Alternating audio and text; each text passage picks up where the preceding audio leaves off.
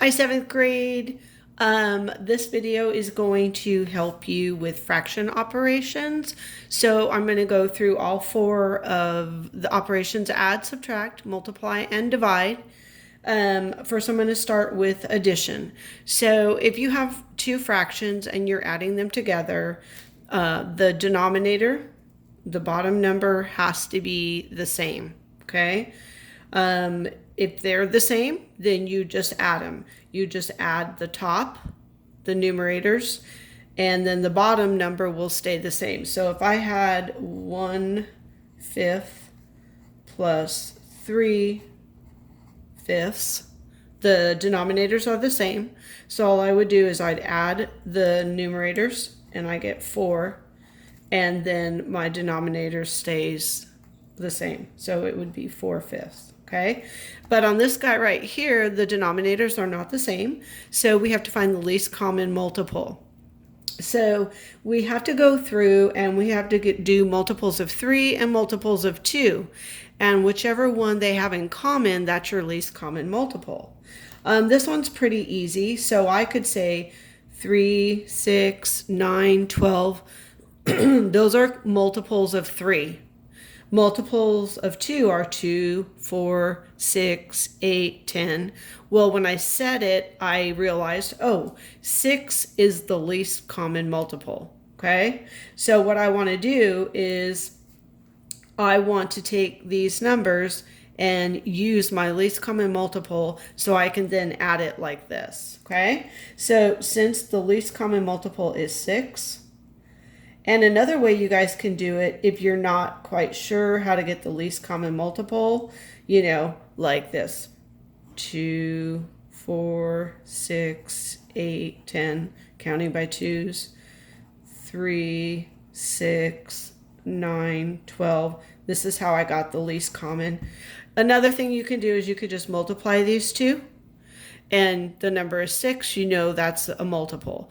The only bad thing about doing that is sometimes you don't get the least common multiple. You'll get a multiple, but it may be larger, and then it's going to cause you to have to simplify somewhat more. But that's not a huge deal. Anyways, okay, so let's finish this. I have my least common multiple. I have a common denominator. So now whatever you do to the bottom, you do to the top. Anything in math, whatever you do to the left, you do to the right. Top, the bottom. Inside of the house, you do the outside of the house if you're dividing. So right here, how am I going to go from 3 to 6 with multiplication? Well, I'm going to have to multiply by 2. 3 times 2 is 6. Whatever I did to the bottom, I do to the top. 1 times 2 is 2. And there is my new fraction. It's the same, it's an equivalent fraction. It's just this is not in a simplified form, where this is in its simplest form, okay? Then I have to do the same for this one. So 2 times 3 is 6. Whatever I do to the bottom, I do to the top. And 1 times 3 is 3. Now, since it's just like this one, they have the same denominator, a common denominator. I add up the numerators, I get 5, and the bottom number stays the same. The denominator stays the same. And then there's my answer for that one. Okay, that's for addition. For subtraction, it's similar, except you're subtracting, but you have to have a common denominator. So when I look at these, I want to get the least common multiple.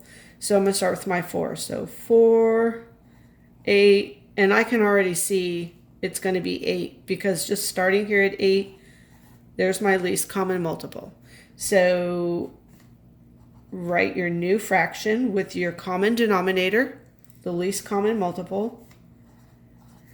All right, and then remember, whatever you do to the bottom, you do to the top. So 4 times what is 8? It's 2.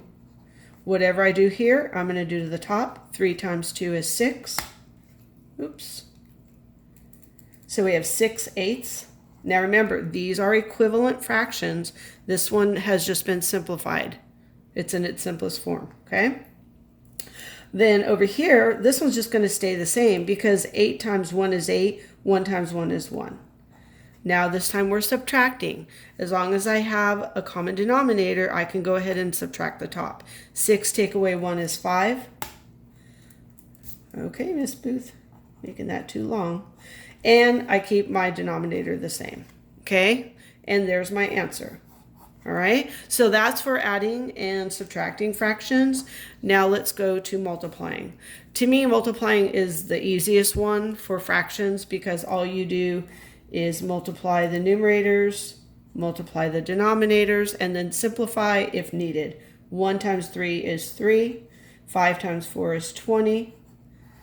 Okay, there's nothing I can divide the numerator and the denominator by the same number to put it in any simpler form. So this is actually its simplest form, and there's that. Okay. Division is also easy because you're going to end up multiplying in the long run, but you have to perform a little operation before you do that. Okay, you cannot divide these fractions.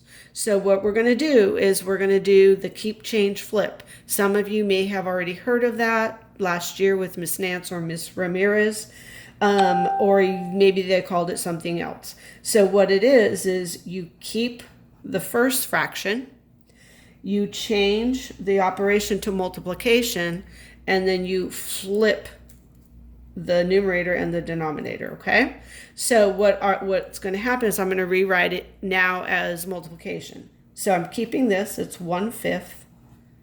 I'm changing that to multiplication. I'm just going to put a dot because in 7th grade, guys, we're going to stop doing this for multiplication because x is a variable and I don't want you to get confused. So in the future, let's try to put a dot for multiplication. So 1/5 times, and now we're going to flip these two guys over. So it's, instead of 3/4, it's 4/3. Now it's a multiplication problem just like this guy, and all we do is multiply the numerator and the denominator and simplify if we can. So 1 times 4 is 4, 5 times 3 is 15.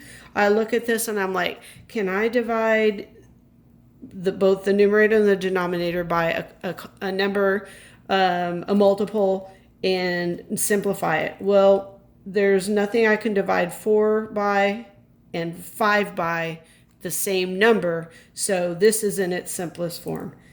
And there you go. Okay, these are your notes for the day. Keep them in your folder, online. Just keep them somewhere where you can access them. Okay, talk to you later.